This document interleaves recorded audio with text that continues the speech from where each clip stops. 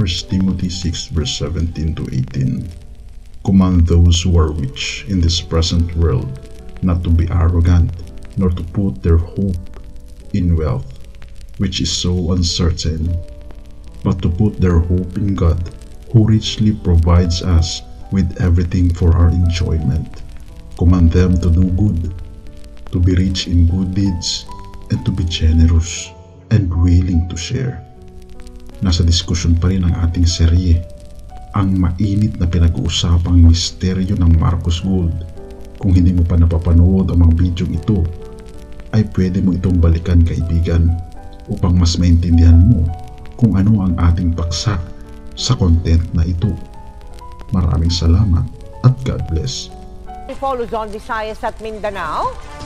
Kumpiyansa ang Administrasyong Marcos na makakamit ng bansa ang pinakamataas na paglago ng ekonomiya sa buong ASEAN, pati sa ibang bansa gaya ng Japan, South Korea at China.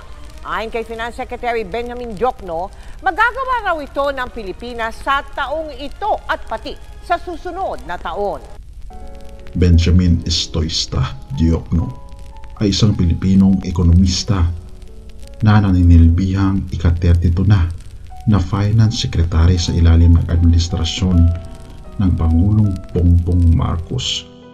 Bago dito'y nanilbihan siyang Secretary ng Budget at Management sa ilalim ng dating Pangulong Rodrigo Roa Duterte mula 2016 hanggang 2019 at sa ilalim ng Administrasyong Erap Estrada noong 1998. Naging gobernador din ng Bangko Sentral ng Pilipinas at ex-officio chairman ng Anti-Money Laundering Council mula 2019 hanggang 2022 at namuno rin siya sa budget operations ng Department of Budget Management ng Administrasyong Cory mula 1986 hanggang 1991.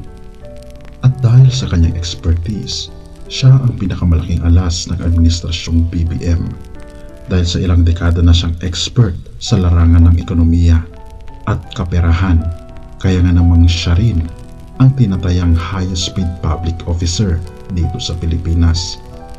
Sa interview ng ANC kay Diokno na napublish noong September 8, 2020, kinumpirma ng ANC na ang gintong mayroon tayo ay hindi galing sa stock trade o ATF, kundi ito'y totoong ginto.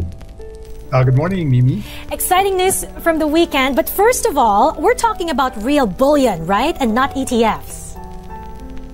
Excuse me? Real gold. We're talking Yes, real gold. We have gold in London and we have gold here. And that is about more than 10% of the gross international reserves. Nabanggit din ni Diokno sa nasabing interview na ang Pilipinas ay may excess na ginto na ang iba nito'y dahil sa mga minahan na ginto sa ating bansa. So we will buy domestically, but at the same time, we have, I think, excess gold bars in relation to our gross international reserves that we may trade as the need arises.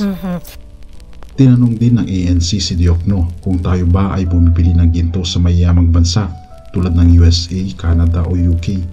Ngunit isang nakakagulat na testamento ang isiniwalat ni Diokno na tayo daw ay nagbebenta ng ginto sa ibang bansa dahil marami tayong ginto at hindi tayo bumibili.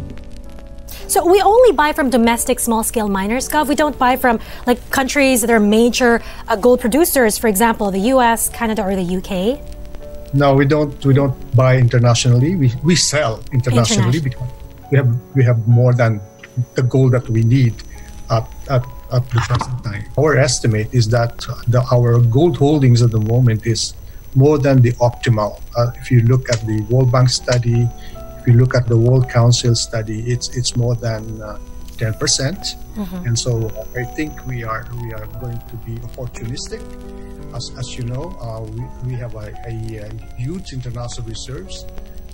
Our recent estimate is $98.6 billion US, I think, by the end of the year.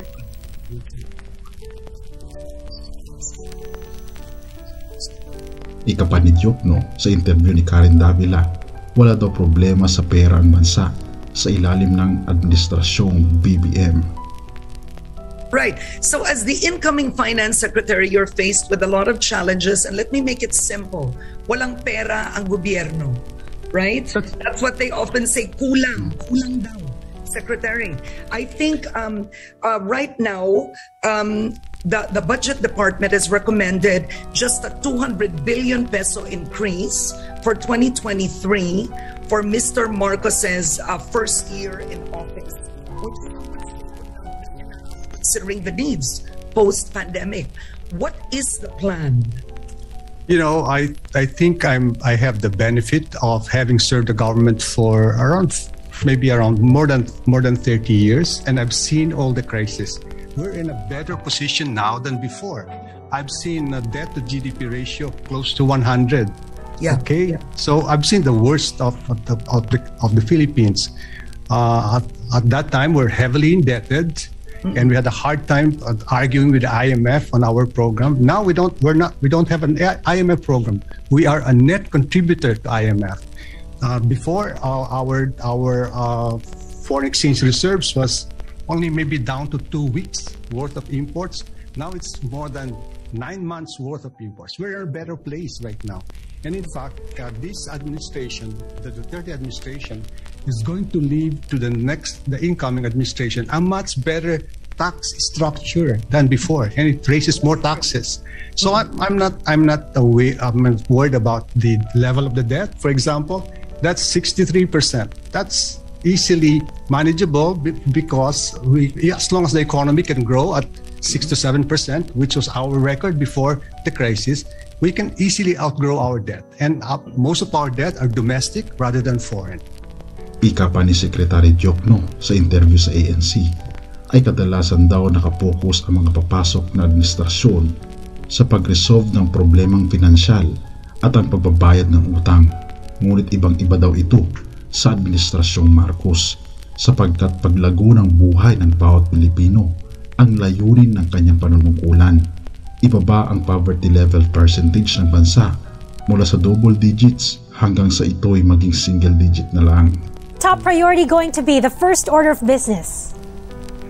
You know, traditionally, the role of the Minister of Finance is to raise revenues to finance government priorities and to manage debt. But I think at this juncture in our history, I think the Department of Finance will focus on sustaining growth, making it broad-based, making it stronger, and because growth will actually solve a lot of our problems. Because, for example, we have to number one, we have to continue our objective of reducing poverty in this country, and that's part of the problem. We feel that if we grow at around 6% on a consistent basis, poverty in this country will be down to single digit by the end of the 1st century.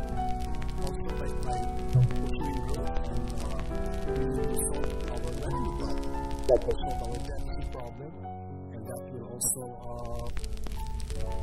help us achieve our goal to be an upper middle income country in the few years.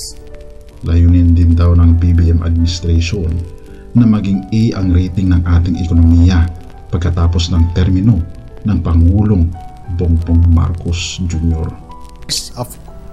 This has always been our objective, our road to A. Okay? And so while we got affirmation during the pandemic of our investment credit ratings, we want to have an A rating sooner rather than later. You think that can happen in the next 6 years, Governor? Definitely. I think that the prospects are bright, that we will get our... We were almost there, Mimi, but because the pandemic got in the way. And as I said, during the entire pandemic period, the rating agencies, both international and regional rating agencies, affirm our investment grade. So I'm confident that with a program that we are going to unveil in a few weeks, we will achieve the A rating that we are aspiring for. Ecclesiastes 5 verse 18 to 20. True wealth is found when you happily accept and enjoy all the gifts that God has given to you, and spend time with Him on this day that He has made. Kaibigan, gusto ng ating Panginoong Diyos na sumaya ka at umunlad ang iyong buhay. Ngunit hindi ito ang tunay na kaligayahan, kundi ang pananampalataya kay Jesucristo sa lahat ng estado ng buhay mo. Siya ang magbibigay ng tunay na kaligayahan.